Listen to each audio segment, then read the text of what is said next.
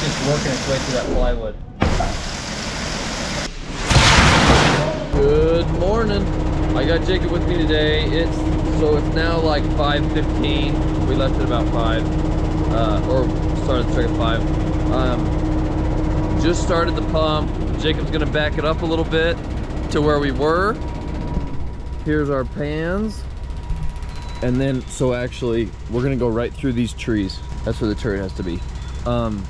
Jacob wasn't here yesterday when I got this all set up, so I'm gonna have him back that up, and I'm gonna start hauling line in while he's setting it up. So we'll get rolling. So while we're here, we're trying to set up as close as we can. So this outrigger ended up right on the edge of the curb. So I put some dunnage here, and then these ones going this way. So we're gonna put a pad there as well, and then this one should be good, and then we'll throw a pad into there. It doesn't need any dunnage, so it should be good. So I put it like this. It's at a pretty gnarly tilt. However, it's gonna compress that one a little bit, so we should be good. So I'll have Jake do that now.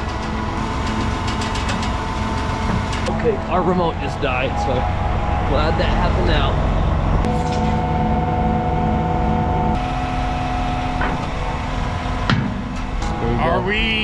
We're priming out here? Nope, we're gonna flat stick and prime out in our thing. I've never done that before, so I'm a little anxious. So Jacob was just talking, we've always primed out into our pan and then gone into the building, and I've actually never done this before, but don't tell anybody.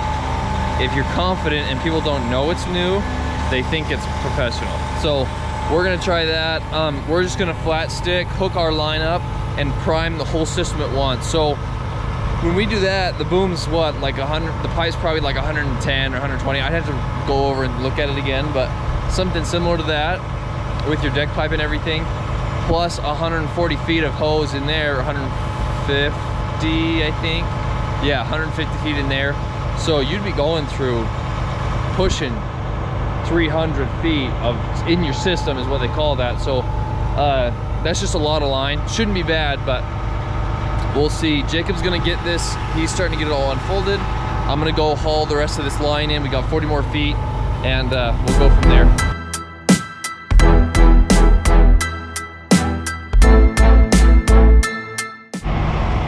Okay, we got all our line laid out from the rest of it from last night. We got our clamps here. Jacob's gonna get the sledge and the cheater bar, and we're gonna go put in the rest of those right now. All primed up. I got our line all connected. Mud just showed up. Okay, so it's kind of turning out to be a little bit of a crappy day. We're all set up. We're all good. Mud got here right at 6. We were ready. It's now 6:20, but we're waiting because the IMC is the mud, and I guess their plant broke down or they ran out or something. They got 2 trucks batched, so this is like a 60 or 70 yard pour. They got 2 trucks batched and they ran out of cement on the 3rd. So we're kind of screwed, I guess. It's a big bill for only 20 yards. Yeah, and 150 feet of line. And then we're gonna have to probably come back and do the same thing. I mean, yeah. And coordinating all this is kind of tricky, so it's a logistical nightmare with how busy we are right now. And the crews that are here for Big D, because of how big it is, they came from Utah. They're all from Salt Lake. The guy just said they had $5,000 to stage to get ready for this. Just in labor. Yeah. So, not to mention the pump, all that. So we're gonna go with what we have, at least use the line, and we'll see. We're hoping, Jacob was saying 20 will get us 40 and 40 will get us 80. So we're hoping if we just keep rolling, that maybe IMC will man up and get us what we need, but we're gonna go with that. We also are super busy today, so I mean, it doesn't matter to us. We'll pump 20 yards or 1,000, but if it's less than 60 and only 20, that puts us ahead for getting over the hill. Yeah, it at least gives us a little more buffer, and I don't tend to give us enough of that. So, okay, he's all mixed up. Let's hit it.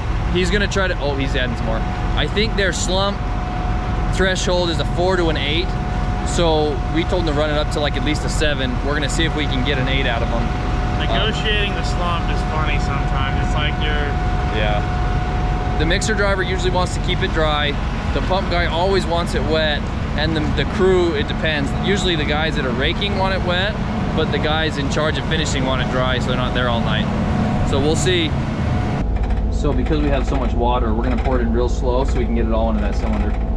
Run it up up a little bit till it hits your chute, then that's when you want to slow it down.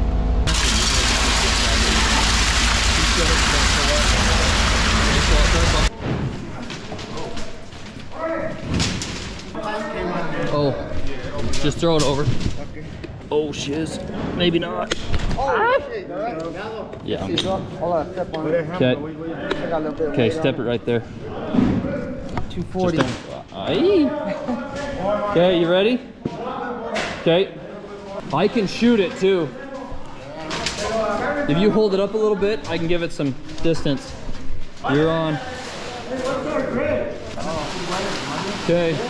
Hold on, I'm gonna shoot it.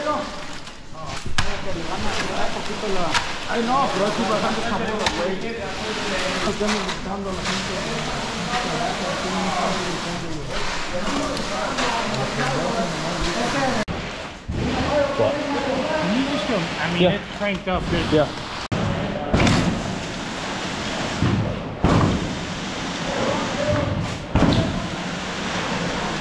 We don't have a remote that measures pressures, but he's turned up pretty good. So let me show you where they're at.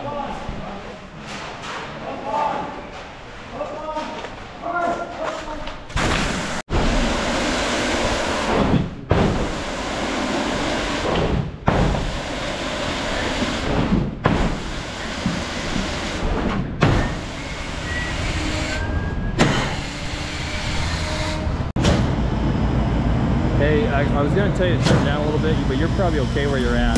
But if you can afford to, keep it down a little. It's just pushing that hose back and forth. So I actually had to turn it down a little bit. This much line on a regular boom, it's working it for sure. It's just working its way through that plywood. Part of that though is just because we didn't really put that clamp. Because we plugged, it got put on last minute. So it's kind of working it. I gotta go tell him to turn that down even a little more.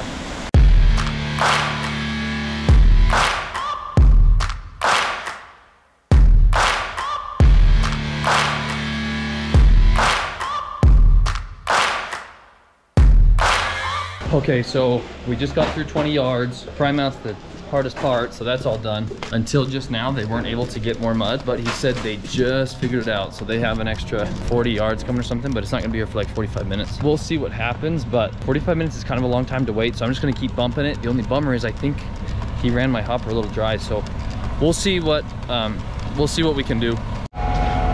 Okay, so update, we're a little bit screwed. Well, IMC's hurting a lot of people right now. So we are, let's see, Jacob left at 7:30. It's now been like an hour. They were supposed to come sooner than they said. They said they were gonna come sooner than they have, so we didn't clean out line. We left it as is. And because the last truck, we were so far in there we couldn't really hear him. There's not much mud in there.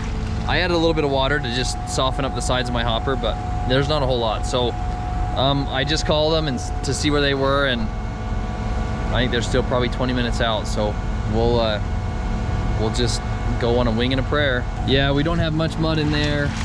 I went inside and I've been checking the mud and feeling it just in case we didn't do anything, and it's okay, but it's not great.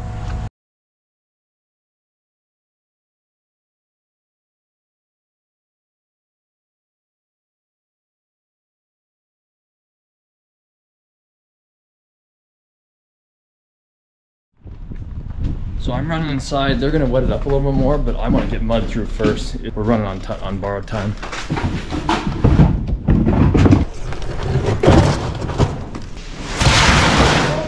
There she is. I'm gonna run this out for a second and then maybe put it back in that barrel.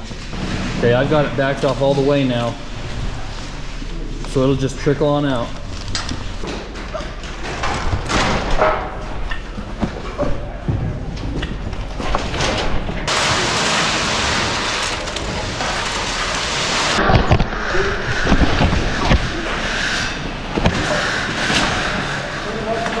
Like that.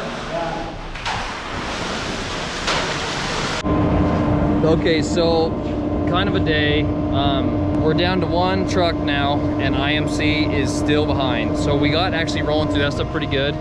Luckily though, we have a full hopper, and I mean, we have fresh mud through the line, so we're good there. We also are like 1, 2, 3, 4, 45 feet shorter, or like 40 feet shorter than we were. But yeah, we'll see when they get their last truck here. And then the other issue we ran into was, you've seen in a couple of the videos, when that pump is going really hard, stroking really hard, that hose kicks back and forth, and over time it kicks back and keeps going back. Now normally that's not a big deal because you start your farthest away and you break off hoses towards yourself, towards the pump. The issue though is because we thought we were only getting 20 yards, we had to go to the short side, pour that out, and then once we got the rest, then we went far away. The hose had moved back like 12 or 13 feet, which is a whole hose and a half, you know. So it was kind of sucky because we had to get everybody from Big D, and everybody put themselves along the hose, and somebody would count off 1, 2, 3, and we'd all pull it. So it kind of sucked, but we had to make up like 13 feet, which is a lot. You know, I can't believe how much it moved. That was wild to see. I've never had that happen to me before, only because I've never gone to farther out after we started pouring. These Big D guys are cool. They've helped me because I mean, this is a pretty big job for just one guy. They've been pretty stinking awesome. So I'm gonna have, I got somebody coming with some soda. After the mud all gets on the ground, we can kind of kick it for a second because they've been so helpful. Every time a hose gets peeled off, they run it out. So now when we're waiting for mud, I washed these 5 just now, and easiest thing, I mean, they are awesome to work with. Anyway, mud's also late for Jacob Hardy. He's gonna wait another hour and a half, I think, so kind of a crappy day, but we'll see. Rain it out. Yeah.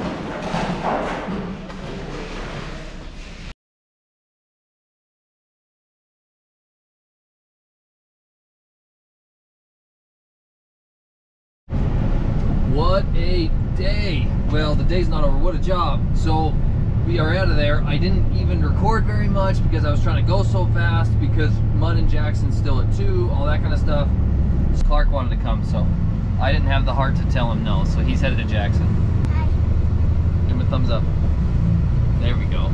So I was able to suck a bucket. I got all my hoses washed out. I just left them there, actually. Tomorrow's also going to be a little crazy. I got to go pick up those pans that we just used, and then dump them and then take them to Jackson for Monday as well. Oh, that's when I'll take the line. That's a good idea. So there's just a lot going on. I'm headed to Jackson now. I was hoping Jacob would be able to, but his mud was also like 3 hours late by the end of it. So he just barely finished washing out, and well, actually he beat me by like 30 minutes, and I just finished washing out. So he went from Pocatello, but he had a head start, and I'm going from Rexburg. So we're going to race there and see who gets there first. We're hustling. Mud's at 2. We won't get there till 3. However, Mud is also late, it sounds like. I just talked to Ben from Timberline, and he said they're running a little bit behind too. So Chris was really cool about it. It is what it is. You can't change it now. So with 6 a.m. Mud, I thought we would have plenty of time to make that work. I thought giving ourselves 6, because if I would have left at noon, we'd be good. So I thought 6 hours would be plenty, but I didn't anticipate 3 hours of wait time. So anyway, we're hurrying now. Been kind of a day. I'm soaked. So Jordan, well, I was mentioning this before, Jordan went and got pizza for those guys because they had all these guys up from Utah to help them, and the line was a mess, and they were so helpful, especially since Jacob couldn't be there. I could not have done it without those guys. So Jordan went and got some pizza and some soda and stuff, so I grabbed a couple pieces. Me and Clark took off, and then Jordan brought us some Gatorade and stuff because it is hot, so, and I'm sweating bullets. So anyway, we're headed to Jackson now. The day goes on, I guess.